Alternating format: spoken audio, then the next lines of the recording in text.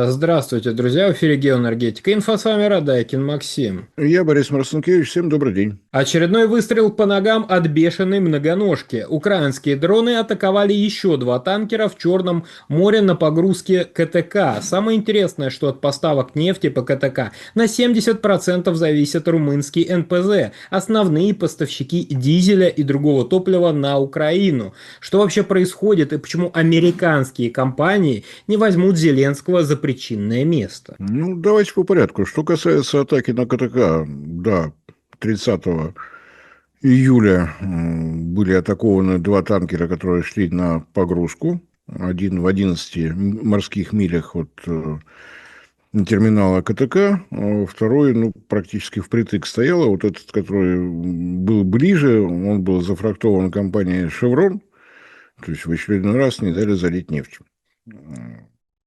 Да, все это уже было, уже были возмущения, обращения «Шеврон» в Госдепартамент Соединенных Штатов, правда, реакции мы не услышали. Обращение Министерства энергетики Казахстана, Министерства иностранных дел Казахстана. Казахстан, который подчеркнуто старается держать себя нейтрально, получает вот такие сюрпризы раз за разом. Румынский нефтеперерабатывающий завод, действительно, нефть марки CTC, казахстанская нефть, идущая именно по КТК, работает там два. Один завод крупный, второй немножко помельче. Вот тот, который крупный, уже лет 15 работает на этой смеси. Соответственно, что ему остается? Вот все, что было в хранилищах, они выработали. Сейчас в Румынии намечается дефицит топлива. Автоматически он намечается в соседней Молдавии, у которых своих нефтеперерабатывающих заводов нет. И действительно возникают проблемы у украинских потребителей, как это нынче принято говорить. О чем думают вот эти люди в Киеве, мне сказать сложно. Я думаю, что они вообще ни о чем не думают. Они получают распоряжение откуда-нибудь из Лондона и выполняют то, что выполняют. Сколько это продлится? После первых ударов отгрузка снова началась, и сниженные объемы добычи тут же восстановили. Сколько-то резервуаров успели освободить между этими ударами. Сейчас отгрузка снова прекращена. А это значит, что снова будут залиты резервуары, и снова на месторождениях, прежде всего, трех крупнейших в Казахстане, Тенгиз, Карачаганак, Кашаган, вынуждены будут снижать объем добычи.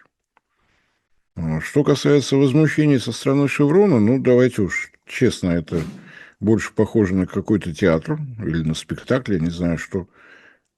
Поскольку «Шеврон» и прочие европейские компании, которые участвуют в добыче нефти в Казахстане, там тоже в режиме консорциума все происходит, свои отчеты дали, у них прибыли растут. Никаких проблем нет, потому что действительно международные компании международного уровня нефть они добывают отнюдь не только в Казахстане, но и во всех прочих местах, докуда смогли дотянуться в Южной Америке, в Африке и так далее, и так далее. В связи с тем, что происходит теперь уже вокруг двух проливов, не только Армуз, но теперь и Баб-эль-Мандеб, решил немножко поучаствовать в рекламе Северного морского пути, за что отдельное спасибо. Цены растут. И даже то, что не поступает на мировой рынок казахстанская нефть, цены подогревает. То есть как раз европейские и американские компании, работающие на нефтяных месторождениях Казахстана, очень условно можно считать, что они пострадали. Меньше нефти, выше цены. Итог плюс. Кто совершенно однозначно пострадал? Казахстан.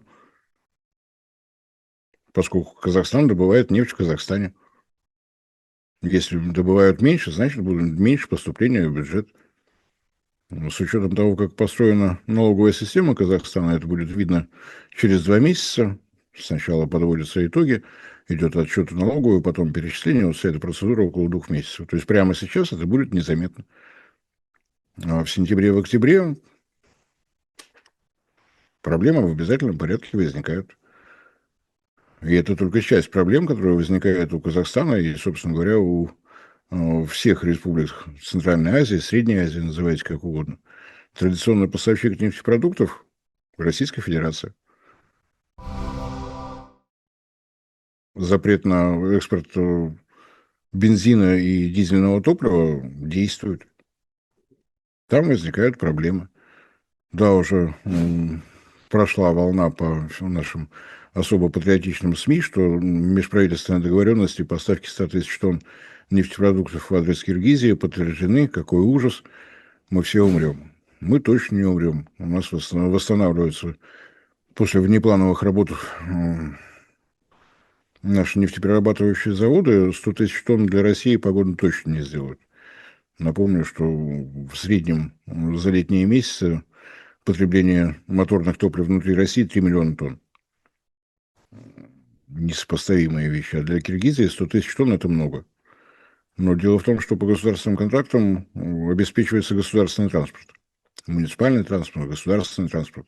Что и как там будут делать частные водители, мне сказать сложно. Ближайший поставщик нефтепродуктов для этого региона либо Китай, и Казахстан уже на всякий случай подстраховался, убрав импортные пошлины при ввозе нефтепродуктов из Китая. Да, сегодня на Иссык-Куле прошел саммит глав Республик Центральной Азии и Азербайджана. Понятно, что господину Алиеву были обращены взоры. Но нефтеперерабатывающий завод имени Гейдара Алиева в Баку не работает на 100% мощностью. Он был модернизирован до современных уровней в том объеме, который нужен самому Азербайджану. Есть небольшие объемы поставок в Грузию, теперь уже в Армению появились. Небольшие, но уже более-менее регулярные. То есть компания Сокар, State Oil Company of Azerbaijan Republic, начинает понимать, как можно торговать нефтепродуктами в Армении. Чисто технические вещи, какое количество топлива способно пропустить таможню за рабочий день, как распределять его внутри Армении и так далее, и так далее. На днях посмотрел самый хороший подкаст Артемия Лебедева с очень интересным гостем, визионер из мира медицины, кандидат медицинских наук, доцент Станислав Наумов. Он рассказал, как будет выглядеть медицина через 10 лет и какие врачи будут востребованы в ближайшем будущем. 6 лет назад доктор Наумов основал колледж, который позже вырос в Северокавказский кластер медицинского образования в Ставропольском крае. За это время кластер вырос в одно из ведущих медицинских учебных заведений России с московским уровнем образования, но в 2-3 раза дешевле. Туда входят Северокавказский медицинский колледж и Невинномысский медицинский институт. Там готовят врачей и специалистов для медицины будущего. В кластере уже с первого курса реальная практика в больницах, поликлиниках и на скорой помощи. Помимо этого в НМИ занимаются всесторонним развитием будущих врачей. В институте работает секция парусного спорта и медицинский театр. Особо активные студенты могут реализовать себя в волонтерских, патриотических и спортивных проектах в свободное от учебы время. По-настоящему всестороннее развитие, а не только пыльные атласы и столетние банки с формалином. В кластере самое современное, новейшее оборудование, доступное на сегодня. Например, столы пирогов 7,5 миллиона рублей, цифровые комплексы для 3D-визуализации анатомии человека, преподаватели кластера, активно практикующие врачи, а не оторванные от реальности теоретики.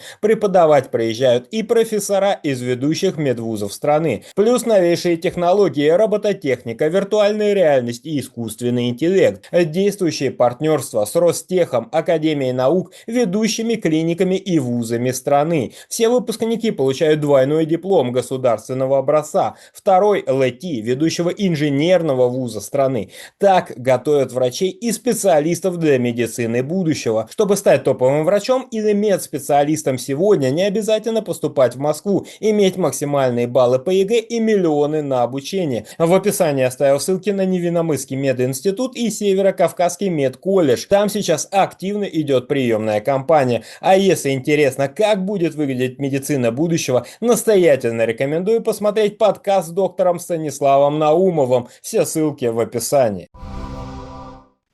Но предоставить нефтепродукты по запросу 5 республик у Азербайджана точно не получится.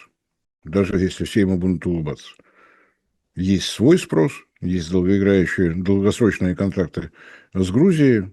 Ну, простите, а больше где взять-то? В числе прочего возникла проблема с авиатопливом. У Казахстана есть 3 нефтеперерабатывающих завода, сейчас они все работают. Один из них только что прошел планово-предупредительный ремонт. и какой-то объем топлива в России уже поставлен. При этом в силу известных обстоятельств, какой объем, с какого нефтеперерабатывающего завода в открытых источниках информации нет. Отмечено, что поставка состоялась, сколько смогли, столько предоставили. С авиатопливом еще интереснее. Это европейским кураторам киевского режима отдельный привет, глядя на то, что они сами с собой делают, удивляться тому, что киевский режим делает, удивляться точно не надо. Вводя всевозможные рестрикции против России, получили европейские авиакомпании запрет пролета на территории Российской Федерации. То есть полеты в Азию теперь выглядят крайне замысловато. До до начала марта этого года маршруты шли через Персидский залив. Так было удобно, так хотя бы как-то сокращалось расстояние. Сейчас выясняется, что над Персидским заливом какое-то слишком яркое небо. Летать не хочется. На север нельзя, потому что над территорией России нельзя. Над Ближним Востоком нельзя, там стреляют. Остается ровно одно направление. Количество транзитных рейсов через Алмату, через Ташкент, через Астану резко выросло. Нужно авиатопливо для дозаправки. Если этот маршрут не использовать, тогда можно просто уже ничего не делать. Конкурировать с китайскими авиакомпаниями и так было невозможно. Китайские авиакомпании допуск на воздушное пространство России имеют. Соответственно, летали по кратчайшему маршруту. Разумеется, заполненность авиарейсов там была ближе к 100%. Просто дешевле и быстрее. Сейчас выясняется, что для того, чтобы сохранить авиапассажирское сообщение между Европой и Азией, для Казахстана, для Узбекистана необходимы поставки авиатоплива из Европы, чем они и занялись. Так что, видимо, стрельба по ногам – это какой-то новый европейский вид спорта. Кто в нем чемпион, ну, будем смотреть. Пока, на мой взгляд, Германию переплюнуть не удается. Что атаки на КТК – это ладно, а поучаствовать в взрыве северных потоков, чтобы у тебя газ в 4 раза дороже стал, это, я думаю, ближе к олимпийским рекордам. Лидеру партии ХСС, господину Мерцу, отдельный физкульт-привет. Я аббревиатуру не перепутал. Партия же называется ХСС. Все правильно.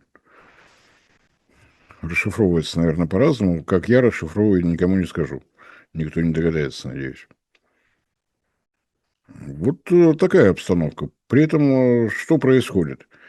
В связи с тем, что устроил киевский режим или лондонский режим руками Киева, я имею в виду атаки на наши НПЗ, из России прекратился экспорт дизельного топлива. И мгновенно вспомнилось, что да, рассказы о том, что Россия сидит на нефтяном сырье, они приятны западному уху, они нас пугают, мы ничего не делаем, перерабатывать нефть не умеем.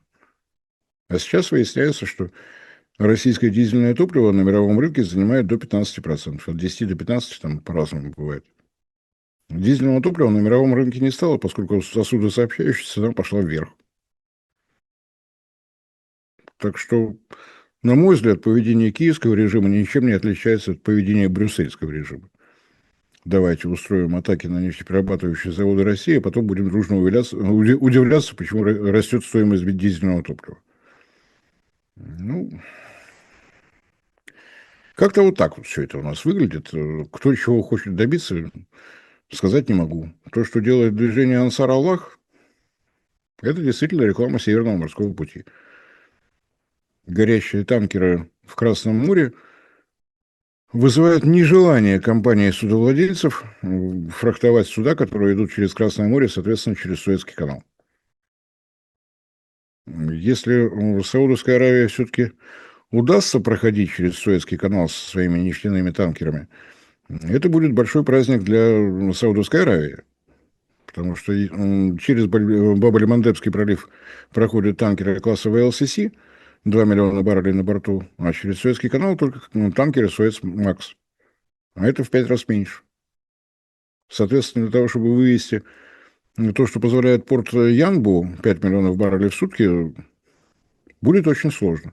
Борис Леонидович, большое спасибо за комментарий, друзья. Подписывайтесь на Геоэнергетика Инфо. Ссылки будут в описании и закрепленном комментарии. Там же будут реквизиты для желающих финансово поддержать наш проект, чтобы мы и дальше также бодро вещали на всех площадках без монетизации, исключительно благодаря вашей финансовой поддержке на спонсор.ру. Спасибо, до новых встреч. Большая просьба, не забывайте распространять наши ролики в доступных вам социальных сетях.